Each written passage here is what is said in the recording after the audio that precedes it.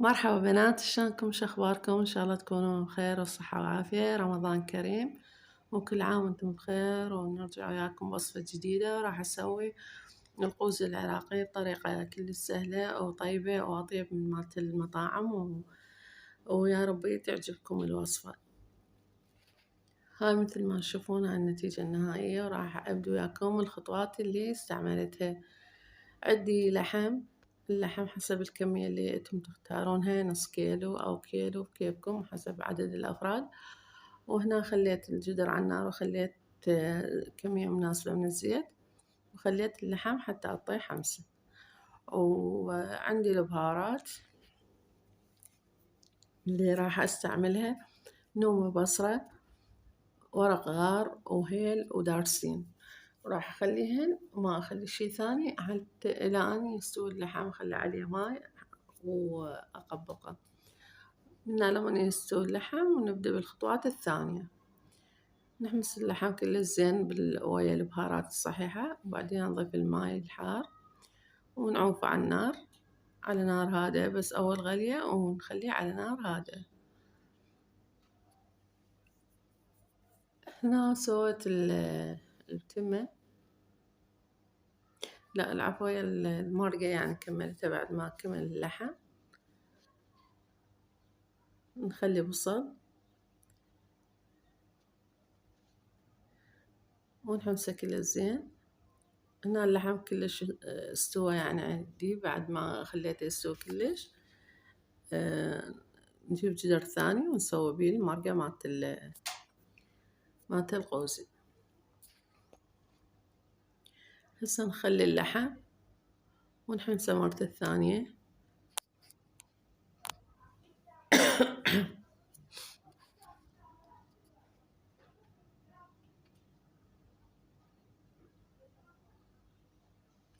هذا لحم غنم، وعادي لحم عجل مثل تستعملون عادي، بس الغنم يكون أطيب. وهاي بهارات مال اللحم، بس هاي البهارات ما راح أخلي كركم ولا أي شي، بس بهارات اللحم راح أخليها. طبعا هي هاي يعني صارت الحموضة مالتها بالمرقة، فراح أوخرها من الهاي حتى ما تنمرد.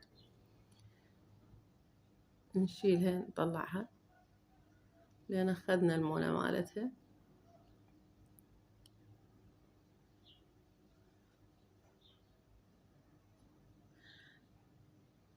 ونحمسه كل زين. هسه أخلي الطماطة طبعا مخرة القشر مالتها، وأخليها إلى أن تنمرد.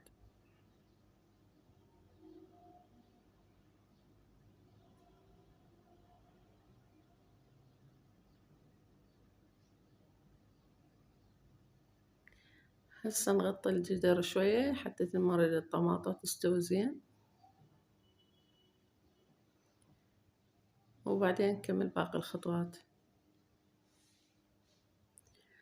نمرد هسه عند الطماطة مثل ما جاي تشوفون، أضيفن خاشوقتين متوسطة من المعجون. ما أكثر معجون، بس إن هذني لأن ما أريد هالمرقة تصير ثخينة.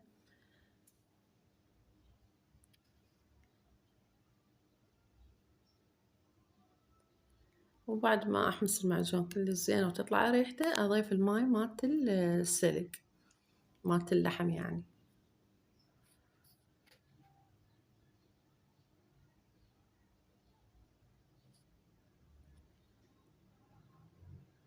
وهمين نعوفها على نار هادئة لأن تستوي براحتها.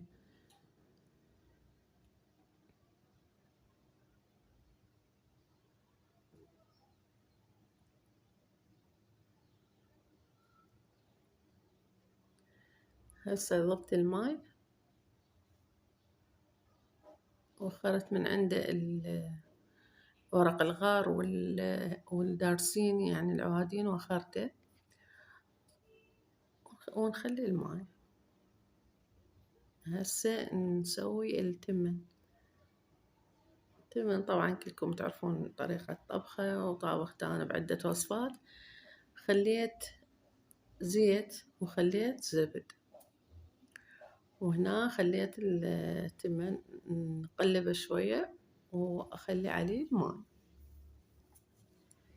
وملح ونعوفه على النار إلى أن قريب ما يسكر. نراويكم باقي الخطوات.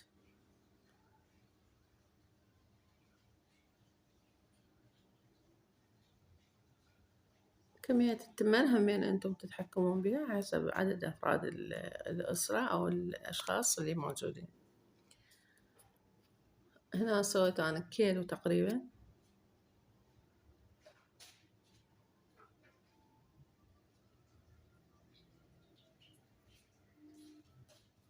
هسه نغطي التمن ونعوفه يستوي على راحته.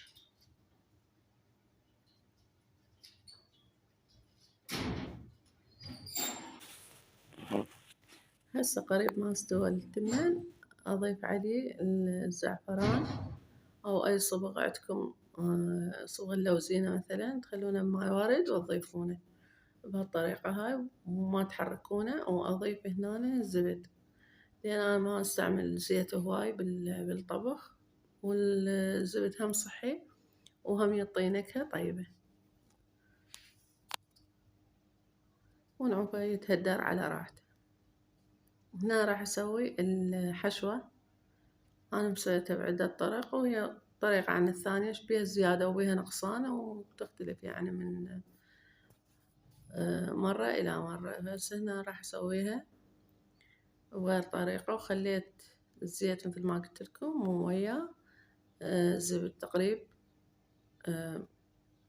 20 غرام هيك أو خاشوقتين.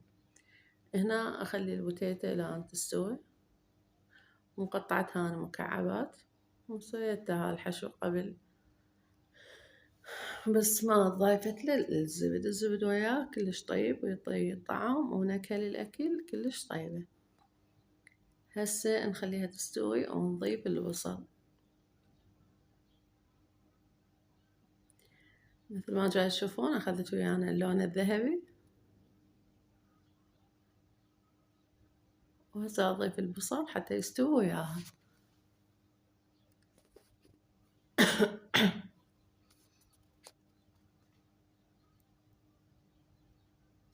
كمية البصل والحشوة انتم همين تتحكمون بيها، يعني حسب التمن إذا يحتاج هواي أو قليل، أو هم حسب أفراد العائلة. مثلا شي يحبون، أكو ناس ما تحب هذا الكشمش مثلا تخلونه أو المكسرات.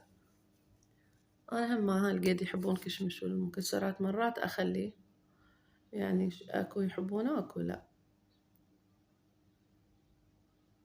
هسه أنا خليت الكشمش وياه وراح أحمسه كل زين وبعدين أضيف البازاليا اللي بيها جزر، أو تخلون الجزر وياه بس تسلقونه شوية سلقة خفيفة يلا تضيفونه. وهنا ضفت هيل ودارسين وملح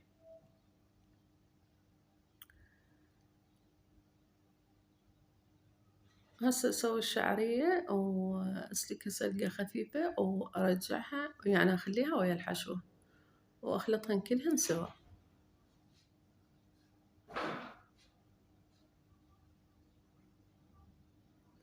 خليت البزالية وهنا كملت عندي الحشوة أضيف لها بس الشعرية.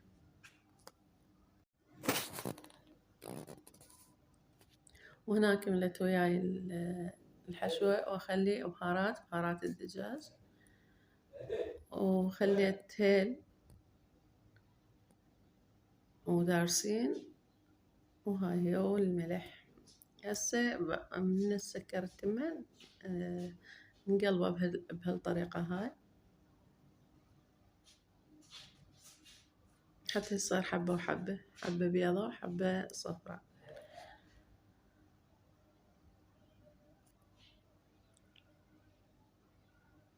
هنا كمل عندي المرق مثل ما جاي تشوفون، الريحة ما شاء الله واللحم كلش مستوي.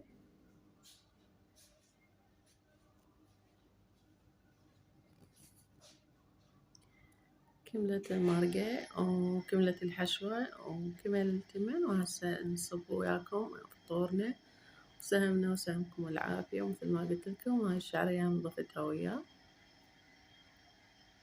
ونخلطها كلها سوا وهذا هو.